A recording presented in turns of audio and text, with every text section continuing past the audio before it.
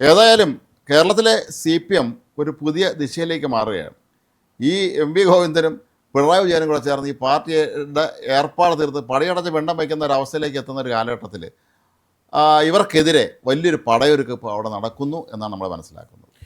തീർച്ചയായും അത് ശരിയാണ്. പക്ഷേ അതിൻ്റെ ഒരു രോഗലക്ഷണമാണ് കഴിഞ്ഞ ദിവസം നമ്മുടെ നിയമസഭയെ കണ്ടത്. അതെ, ചുമ്മാ ഇങ്ങനെ ഇരിക്കാതെ എണീറ്റ് വല്ലതും പറയൂ എന്ന് പറയുന്നല്ലോ. LOP എന്താ ലീഡർ ഓഫ് ഓപ്പോസിഷൻ എണ്ണീറ്റ് വല്ലതും പറയൂ പറഞ്ഞല്ല. ഇപ്പം ഈ സൗമ്യനായ ബാലുഗോപാൽ ആക്രോശിക്കുന്നു. പിണറായിക്ക് ഒരു സെക്കൻഡ് സ്ഥലകാല വിഭ്രാന്തിയാണ്. അദ്ദേഹത്തിന് എന്താണ് പറയണമെന്ന് എണീറ്റ് ശരി ഞങ്ങൾ ഇറങ്ങി പോകുന്നു എന്ന് പറഞ്ഞു. അത് ഒന്ന് ആലോചിക്കണം. നമ്മൾ ആദ്യം ചിന്തിക്കണം പ്രേക്ഷകർ.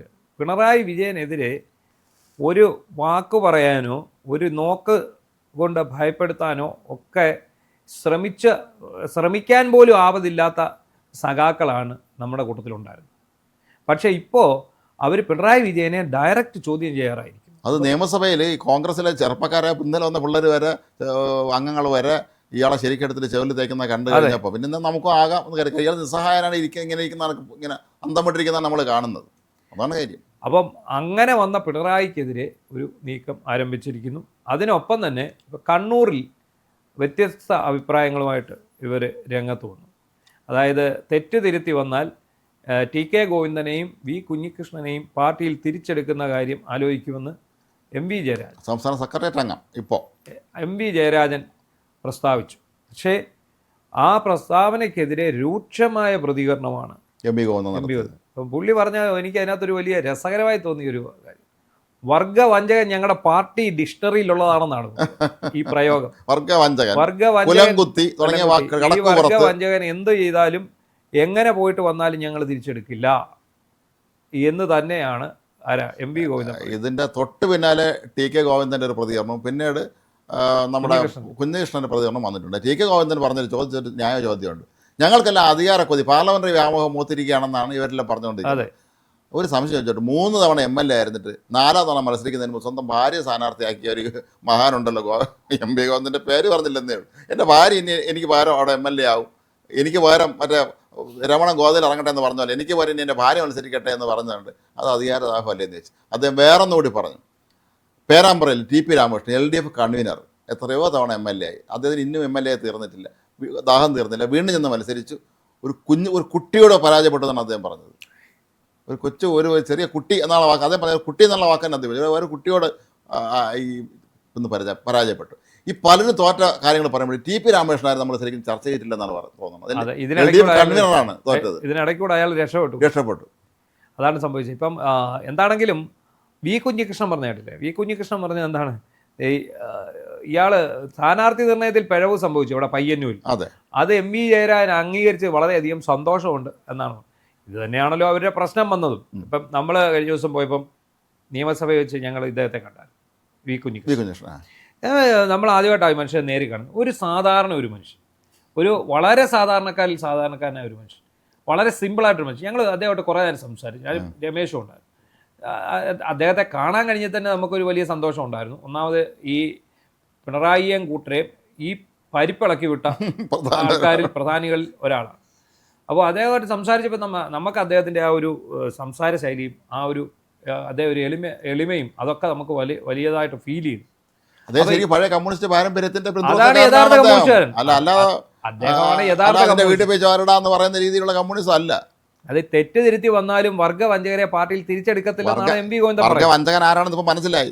പ്രസ്ഥാനത്തിന്റെ പേരും പറഞ്ഞ് തത്വശാസ്ത്രത്തിന്റെ പേരും പറഞ്ഞിട്ട് വൃത്തിയിടാണിച്ചവന്മാരും മക്കളെയും ഭാര്യയുടെയും കാര്യം മാത്രം ചിന്തിച്ചുകൊണ്ടിരുന്ന കുറെ സംഘം നേതാക്കന്മാർ ആണ് ഇവിടെ ഉണ്ടായിരുന്നുള്ള സത്യം നാട്ടുകാർ മനസ്സിലാക്കി. അത് TK ഗോവിന്ദൻ പറഞ്ഞു, ഞങ്ങൾ പാർലമെന്ററി വ്യാമോഹമുള്ളവരാണോ അല്ലെന്നുള്ള നാട്ടുകാരാണ് തീരുമാനിച്ചതെന്ന് പറഞ്ഞു. ഈ നാട്ടിലുള്ള ആളുകളാണ് തീരുമാനിച്ചത് ആർക്കാണ് പാർലമെന്ററി വ്യാമോഹം ഉള്ളതെന്നുള്ളത്. അതായത് വർഗവഞ്ചകരായിട്ടുള്ള MVRും ഗൗരിയമ്മയും പോയിട്ട് തിരിച്ചു വന്നിട്ട് നമ്മൾ എടുത്തിട്ടില്ല എന്നാണ് അവർ പറഞ്ഞത്. അവസാന നിമിഷമാണ് ഇവരെ ഒന്ന് ഉൾക്കൊള്ളാൻ പോലും തയ്യാറായിട്ടുള്ളത്. അതുപോലെ വർഗവഞ്ചകർ, കടുത്ത വഞ്ചകരാണ് ആര്, സുധാകരനും TK ഗോവിന്ദനും ഈ കുഞ്ഞികൃഷ്ണൻ. അപ്പോൾ ഈ 3 പേരെയും തിരിച്ചെടുക്കുന്ന കാര്യത്തെക്കുറിച്ച് ആരും ചിന്തിച്ചിട്ടില്ല. ഇത് ആരെങ്കിലും ഒരുത്തൻ എവിടെ നിന്ന് എന്തെങ്കിലും പറഞ്ഞാൽ ഉടനെ തിരിച്ചെടുക്കാൻ പറ്റുമെന്നൊക്കെ ഇന്നലെ ഇദ്ദേഹം ചൂടായി. MV ഗോവിന്ദൻ അത് ചൂടായി. ഭാര്യ തോറ്റേൻ്റെ വിഷമം അങ്ങനെ മാറിയിട്ടില്ല. ഭാര്യ തോറ്റേൻ്റെ മാത്രമല്ല, ഇപ്പം ശരിക്കും പാർട്ടിയിൽ സഖാക്കൾ തിരിച്ചറിയുന്നുണ്ട് ഈ രണ്ടുപേരെ തലപ്പത്തുനിന്ന് ഒഴിവാക്കിയില്ലെങ്കിൽ ഈ പാർട്ടി ഇവിടെ ഇല്ല. പാർട്ടി കാണൂല. അടുത്ത 5 വർഷം കൊണ്ട് ഈ പാർട്ടിയുടെ ഏർപ്പാട് തീരും. അപ്പോൾ പി രാജീവിൻ്റെയും ഈ പറയുന്ന MA ബേബിയുടെയും ഒക്കെ നേതൃത്വത്തിൽ ഒരു ബദൽ സംവിധാനം ഇവിടെ രൂപം കൊള്ളുന്നുണ്ട്. പക്ഷേ പിണറായി വിജയൻ്റെ മുഖത്ത് നോക്കി ഒന്നും പറയാനുള്ള ശേഷി ഇവിടുത്തെ നേതാക്കൾക്കില്ല. പക്ഷെ അത് വന്നു തുടങ്ങിയിട്ടുണ്ട്. അതിൻ്റെ ആദ്യ ഘട്ടമാണ് നമ്മൾ കണ്ടത് നിയമസഭയിൽ. ബാലു ചോദിച്ചത്. അതെ, ഇവിടെ വേറൊന്ന് പറയണോ എന്ന് പറഞ്ഞില്ല. അത് കറക്റ്റാണത്. അതാണ് അത്. ഇനി ഇത് സംസ്ഥാന കമ്മിറ്റിയിലും അതുപോലെ പാർട്ടി സമ്മേളന വേദിയിലൊക്കെ ഇതുണ്ടാവും. കാരണം ഇനി പിണറായി പേടിക്കേണ്ട ആവശ്യം ഉറക്കില്ല.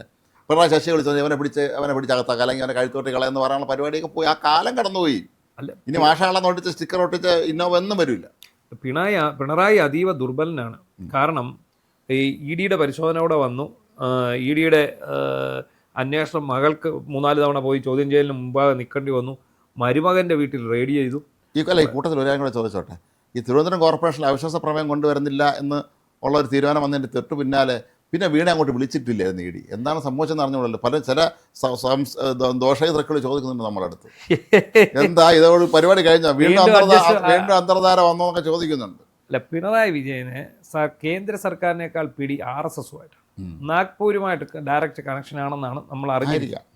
അയാൾ നേരിട്ടുള്ള പിടി RSSുമായിട്ടാണ്. ആ രീതിയിലാണ് ഇതിൻ്റെ ഓപ്പറേഷൻ നടക്കുന്നത്. ഈ ED അന്വേഷണത്തിന് ഒരു മരവിപ്പ് വന്നിരിക്കുന്നത് എനിക്ക് തോന്നുന്ന പ്രധാനമായിട്ടും RSSൻ്റെ നേതാക്കൾ ഇടപെട്ടിട്ടുണ്ടോ എന്നുള്ളതാണ് ഇതിനകത്തെ ഒരു പ്രശ്നം. സംശയിക്കേണ്ടിയിരിക്കുന്നത്. കാരണം ഇവരുടെ ഒരു അന്തർധാര ഈ BJP കോൺഗ്രസിനെ ഭരണത്തിൽ നിന്ന് അകറ്റണം എന്നുള്ളതാണ് BJPയുടെ ഡിമാൻഡ്. അതിനുവേണ്ടി CPM വീണ്ടും ഭരിക്കണം എന്നുള്ള ഒരു കാഴ്ചപ്പാടായിരുന്നു ഈ സംഘപരിവാർ സംഘടനകൾ. അതിൻ്റെ ഭാഗമായിട്ടാണ് ഈ പല കാര്യത്തിലും ഇയാളെ വഴിവിട്ട് സഹായിച്ചുകൊണ്ടിരുന്നത്. പക്ഷെ ഇപ്പോൾ പിന്നീട് അവർക്ക് മനസ്സിലാകുന്നുണ്ട് ഇത് നശിച്ചാൽ മാത്രമേ BJPയുടെ വളർച്ച അതെ, ഉണ്ടാവുള്ളൂ. അങ്ങനെ അത് മനസ്സിലാകുന്നതുകൊണ്ട് മാത്രമാണ് ഇപ്പം ഈ ഒരു പരിപാടിയും ഒക്കെ ആയിട്ട് മുന്നോട്ട് പോയത്. എന്താണെങ്കിലും CPMനുള്ളിൽ വലിയ തോതിലുള്ള MV ഗോവിന്ദനും പിണറായി വിജയനും ചോദ്യം ചെയ്യപ്പെടുന്നു എന്നുള്ളത് തന്നെ ഒരു വലിയ കാര്യമായിട്ട് തന്നെ. മാത്രമല്ല, ഇന്നലെ MV ജയരാജൻ വേറെ കാര്യം പറഞ്ഞിരുന്നു. അത് പറയാൻ പറ്റുമോ? നമ്മൾ ഈ വിഴിഞ്ഞം വിഷയത്തിൽ വിദേശ കമ്പനി ഇടപെട്ടതും PM ശ്രീയെ കുറിച്ചല്ല ഇവർ പ്രതികരിക്കണമെന്ന്.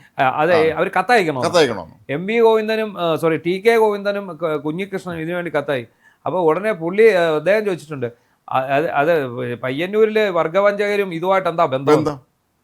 ഇതെന്താ ഇയാൾ ഒന്നും അത് കാരണം എന്നറിയോ? MV ഗോവിന്ദൻ അയാളെ ഫയർ ചെയ്തു, MV ജയരാജനെ ഫയർ ചെയ്തു. അതോടുകൂടി ഇയാൾ പെട്ടെന്ന് പ്ലേറ്റ് അങ്ങ് മാറ്റി തിരിച്ചു. അപ്പം അത് കഴിഞ്ഞ ദിവസം പുത്തലത്ത് ദിനേശൻ വന്നില്ല. പുത്തലത്ത് ദിനേശൻ്റെ ഫേസ്ബുക്ക് കുറിപ്പ് മൊത്തം ആൾക്കാരും അങ്ങ് വാർത്തയാക്കി. പുത്തലത്ത് ദിനേശൻ എന്തോ പാർട്ടിക്കെതിരെ പറഞ്ഞു എന്നുള്ളത്. എന്താണ് പുത്തലത്ത് ദിനേശൻ ശരിക്കും ചെയ്തത്? പുത്തലത്ത് ദിനേശൻ ശരിക്കും പിണറായി വിജയനെയും MV ഗോവിന്ദനെയും വൈറ്റ് വാഷ് അതിനുവേണ്ടിയാണ് വന്നത്. നേരത്തെ എന്നിട്ട് പുള്ളി ഇന്നലെ വിശദീകരണം പറഞ്ഞിരിക്കും. ഇത് നേരത്തെ പറഞ്ഞ കാര്യങ്ങൾ പാർട്ടിയിൽ ചർച്ച ചെയ്ത കാര്യങ്ങളാണ്. ഞാൻ നാട്ടുകാർ മുഴുവൻ ചർച്ച ചെയ്ത കാര്യമാണല്ലോ. പിന്നെ ഇയാൾ എന്തിന് ഫേസ്ബുക്കിലുണ്ടെന്ന് മനസ്സിലാവുന്നില്ല. ഏതായാലും അന്നൊക്കെ വലിയ ഇതായിരുന്നു. അത്ര നല്ല ധൈര്യം കാണിച്ചു. വിദേശ സ്ഥാനത്ത് നിന്ന് പുള്ളി പുറത്താക്കുമെന്ന്, ചെയ്യപ്പെട്ട സ്ഥാനത്ത് ഒന്നും സംഭവിക്കില്ല. കാരണം ഇത് നാട്ടുകാർ മുഴുവൻ ചർച്ച ചെയ്തൊരു കാര്യമാണ്. ഇയാൾ വീണ്ടും ആവർത്തിച്ചു, അത്രയേ ഉള്ളൂ. പാർട്ടിക്കുള്ളിൽ വലിയ തോതിൽ പിണറായിയും MV ചോദ്യം ചെയ്യപ്പെടുന്നു. ഈ രണ്ടുപേരെയും ചവിട്ടി അണികൾ തന്നെ പുറത്താക്കുന്ന കാലം വിദൂരമല്ല.